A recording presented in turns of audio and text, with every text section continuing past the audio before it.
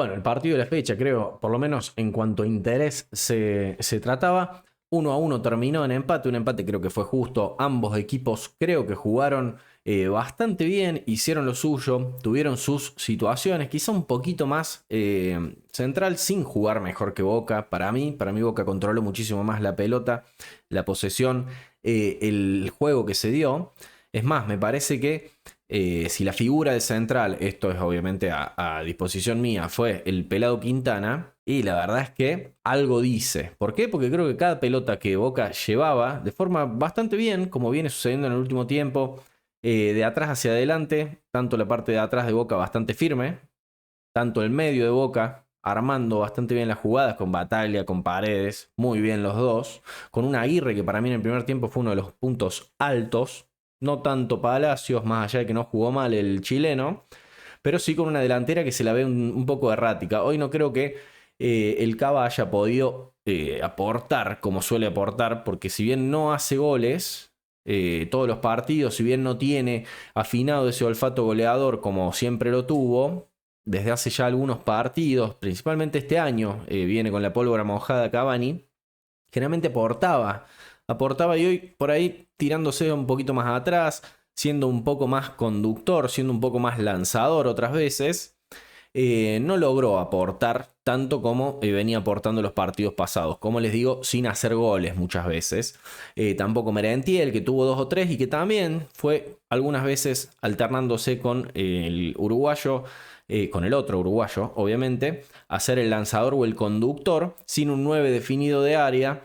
Creo que Boca no estuvo mal en la gestación, sí estuvo mal en la finalización. Lo dieron por figura, bueno, o a Fideo o a Paredes. Para mí lo inflaron muchísimo a Fideo. Sí, Fideo hizo un golazo olímpico hermoso. Y esto es una opinión probablemente muy poco popular la que voy a decir. Pero después de eso, Fideo se dedicó simplemente a llorar cada vez que alguien se le acercaba, se tiraba al piso y lloraba una falta.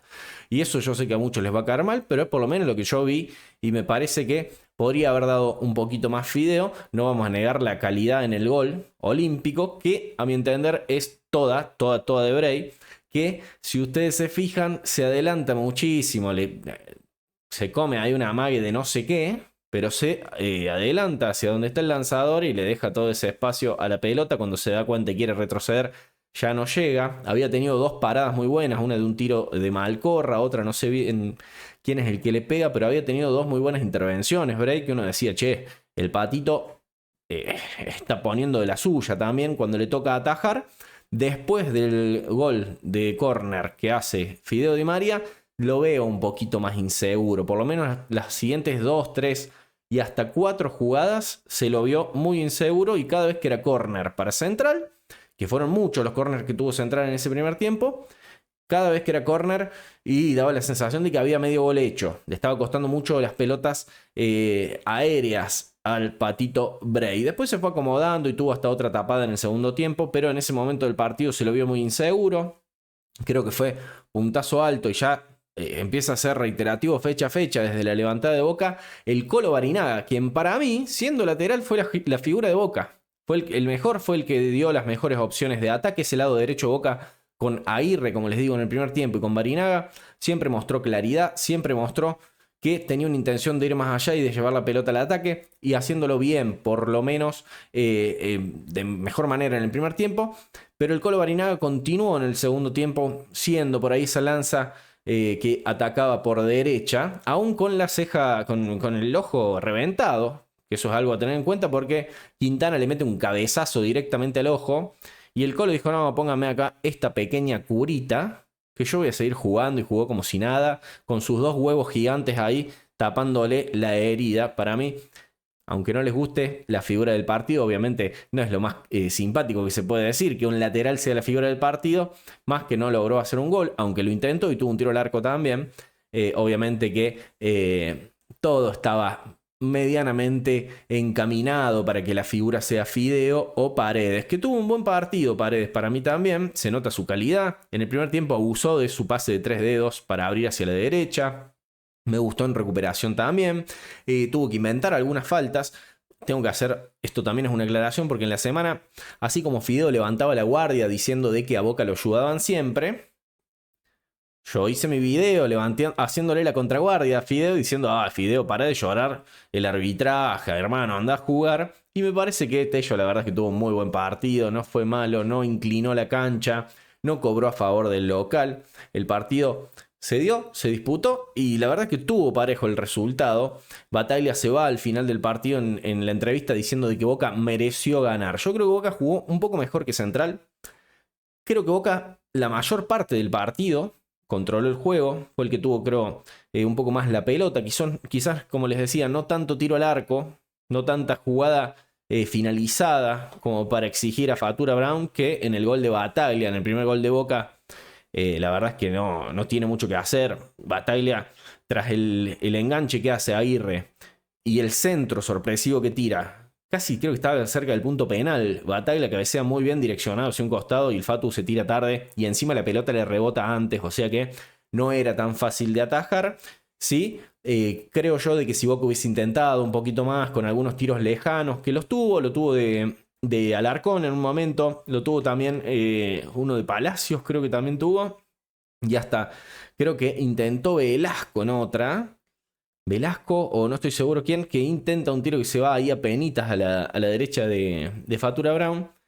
Si hubiesen ido un poquito más adentro esas pelotas, al Fatu se le complica. Fatu está muy fuera de forma, aunque sea doloroso decirlo, porque es un tipo que a mí me genera un cariño. Fatura Brown, lo veía yo abrazarlo a Miguelo cuando arrancó el partido, cuando fueron todos los jugadores de Central a saludarlo a Miguelo Russo.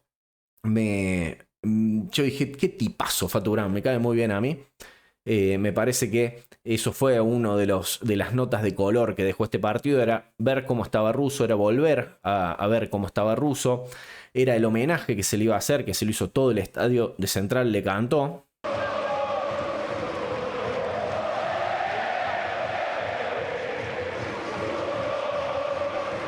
Hermosa emoción, hermoso abrazo. La verdad es conmovedor, el afecto, el cariño. Y un Russo emocionado ante el cariño de su gente, porque sí, porque esa también es su gente, y merecido el homenaje que además Miguelo hacía mención de esto en la conferencia de prensa, porque obviamente que se lo iban a preguntar, creo que fue Tato Aguilera el que le pregunta. Hoy mucho, hay que mantenerse frío, que es lo más difícil, pero bueno, contento de estar en esta ciudad, en este club. Y bueno, hay que seguir en todo, ¿no? Como un señor respondiendo Miguelo a esa pregunta y después aclarando y siempre siendo muy claro y sin dejar tampoco ningún título cuando le dicen ¿cree que Boca mereció más? Dice Miguelo no, para mí Boca y Central jugaron, estuvo muy parejo y el partido terminó con un resultado justo. Boca viene jugando bien, lo vemos todos, lo dijo Miguel. Y de a poquito vamos a ir levantando más el nivel. Me gustó verlo a Miguelo. Lo vieron antes de que arrancara este análisis, el video de la llegada de Miguel al estadio. Que Miguel está grande. Miguel viene de una enfermedad dura. Miguel viene sufriendo lo que sería la resaca de esa enfermedad. Y es un tipo grande. Y es un tipo que claramente se lo nota. Con una energía mermada. Ahora Miguel está, y yo ya lo dije esto en un video, que si quieren, bueno, lo pueden ver acá. Miguel está donde quiere estar. Y para mí es un orgullo que él quiera estar ahí. Que él quiera pasar sus momentos quizás más difíciles, más duros, de más exigencia para él, a nivel físico, a nivel salud, en una cancha donde él le gusta estar, donde él es feliz. Yo lo voy a aplaudir, para mí es un orgullo. Y nadie tiene más soberanía de su propia vida, de su propio cuerpo, que Miguel, que es el que está viviendo esa vida y es el que está habitando ese cuerpo. Así que me parece que nadie tiene ningún tipo de potestad de ir a indicarle a él qué es lo que tiene que hacer o dejar de hacer. Pasaste estos días, ¿cómo te encontrás? ¿Cómo estás? ¿Bien vos? ¿Cómo me ve? Yo lo veo bien, pero quisiera que usted nos cuente a nosotros cómo pasó estos días. Hubo muchos que dijeron muchas tonterías mías. Me entran por un oído, me salen por el otro. Nada más. El que sabe su salud es uno mismo. El resto no. Y si yo sí estoy trabajando y estoy con todo y todo, es porque tengo el alta de todo y mi familia la primera.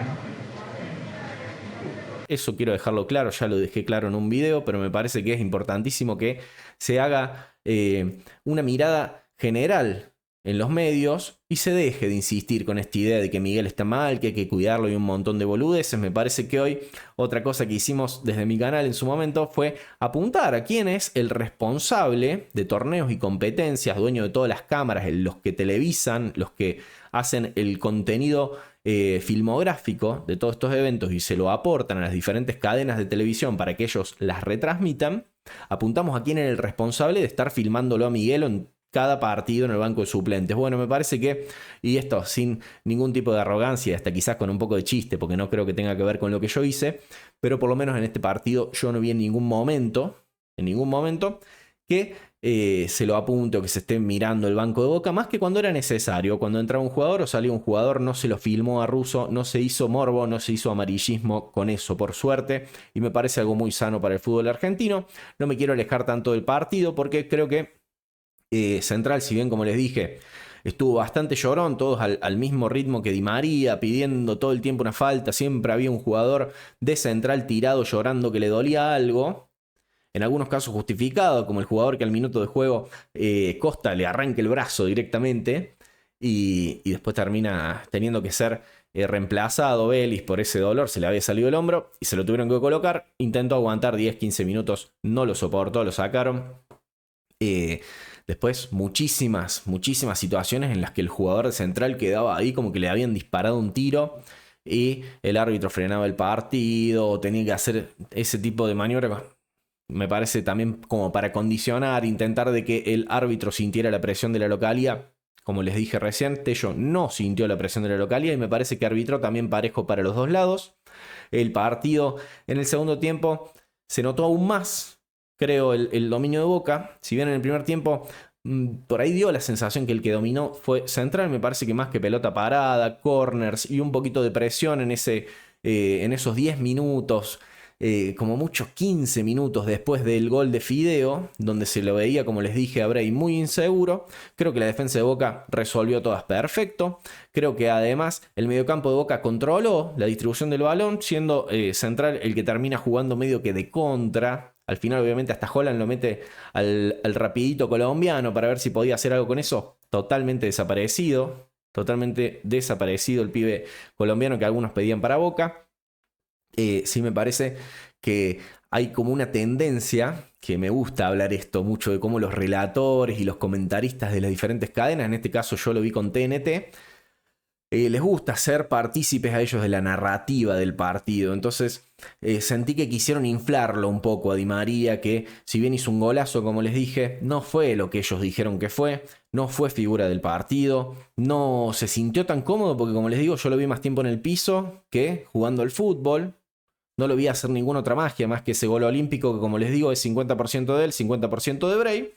Pero para Barsky y para Giralt, era una locura Di María, todo el primer tiempo de Di María, todo el segundo tiempo de Paredes, algo que tampoco me pareció que haya sido tanto lo de Paredes, es como un chupamedismo así total, la militancia al chupamedias sería prácticamente eso. Y también noté mucho que se le subió un poco el precio a lo que hizo la bestia Merentiel, que no digo que jugó mal, pero digo que estuvo a la par de Cavani, si bien tuvo una jugada en la que creo que decide muy bien casi sobre la marcha, armando una pared, yendo y casi rematando, que es una de las pocas que le saca factura a Brown, porque Boca casi no patea directamente adentro de los tres palos, casi ninguna vez en este partido, excepto en el gol y en esa. No lo vi también a Merentiel como para que estén diciendo que Merentiel fue uno de los grandes conductores de Boca en el partido, que fue el que generó y gestionó el fútbol de Boca. Me parece que ahí hay una tendencia que viene sucediendo hace bastante rato, que es, si nosotros inflamos un poquito a Merentiel, después es mucho más fácil disminuirlo a Cavani, que como les digo, no tuvo un gran partido Cavani, pero el otro uruguayo tampoco tuvo un gran partido. No me parece que uno haya sido lo que dijeron, ni que el otro haya sido lo que dijeron tampoco. Cavani no tuvo un buen partido, pero Cavani aporta desde otro lugar, ya casi que jugando, como les decía, de conductor y lanzador. Hoy no tan bien como otros partidos, pero hay partidos anteriores donde decían lo mismo: Cavani no la toca, no genera situaciones de gol, no tiene situaciones de gol, no es peligroso. pero Cavani aportaba muchísimo más y decían lo mismo. Entonces creo que hay una tendenciosidad ahí por disminuir a el goleador Edinson Cavani, maltratado. Hay una búsqueda en eso. Yo no creo que sea ninguno de los dos hoy que esté por encima del otro. Están los dos bastante bajos, bastante faltos de confianza. Entró el Mono Jiménez unos minutos al final y creo que no tuvo chances tampoco. Ya el partido estaba bastante cerrado, ya parecía casi medio que resignado el resultado. Y bueno, antes también entró Velasco y Alarcón, como solían hacer. Esta vez no le tocó entrar al Changuito Ceballos. Alarcón tuvo una situación de gol que pasó ahí muy cerca. Creo que fue tras un pase de Merentiel justamente, que lo deja ahí frente al arco, pero en una situación donde tenía que controlar y definir muy rápido y se le va por creo que apenas unos centímetros del palo izquierdo de Fatura Brown. Y Velasco, que esta vez, un Velasco que venía en alza, creo que esta vez tuvo un poquito más errático. Era un partido friccionado, era un partido que se estaba jugando y más en la segunda parte del segundo tiempo, ya mucho más friccionado y más fuerte. Entonces por ahí no era el mejor partido o no era la mejor situación o contexto para que juegue el enano Velasco, que obviamente cuando el campo está un poco más abierto, cuando los equipos lo cierran muchísimo menos, acá cada vez que tocaba o que agarraba la pelota Velasco ya tenía 4 jugadores de central rodeándolo totalmente. Como les digo, para mí la figura de central fue Quintana, que cada vez que Boca llegaba, porque Boca tocó muy bien, es algo que yo vengo viendo, es que Boca viene tocando muy bien en corto, y que como acumula pases en corto y los rivales tienen que ir a presionar de a mucho, generalmente queda libre un compañero, abren muy bien, con una muy buena pelota de Paredes, con una muy buena pelota de Bataglia, con muy buenas pelotas de los centrales, que son muy buenos saliendo largo, tanto Di Lolo como Acosta son muy buenos. Boca se abre los espacios y logra y genera por ahí una posibilidad de entregar una pelota medianamente cercana al delantero, donde en este caso siempre estaba el pelado Quintana ahí para frenar todo tipo de ilusión de que podamos ser peligrosos para Fatura Brown. Me parece justo el empate, me parece hermoso lo que se hizo con Miguel Russo, y por favor dejemos de joderlo a Russo un poco, nos dediquemos a mirar un poquito lo que tiene que ver con el fútbol. Si Boca está jugando un poquito mejor, hablen de eso, no hablen tanto de Miguel, de si Paredes está teniendo una affair, de si está Cavani enojado, de si Merentiel lo puteó a Úbeda cuando salió. Ninguna de esas cosas suma al fútbol. Tratemos de dedicarnos a lo que nos conviene, a hablar de lo que pasa en la cancha. Gente, les mando un saludo, por favor déjenme un like, suscríbanse y por favor compartan este video con quien crean ustedes que le puede llegar a interesar. Invítenlos a que vengan al bastión de Defensa Bostera en YouTube, el oasis bostero que queda acá donde hablamos de Boca con cariño. Nos vemos la próxima. Gracias.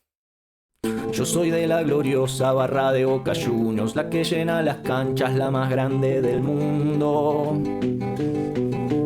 A pesar de los gases, los palos recibidos, siempre estaré a tu lado, Boca Juniors querido. Boca Juniors querido.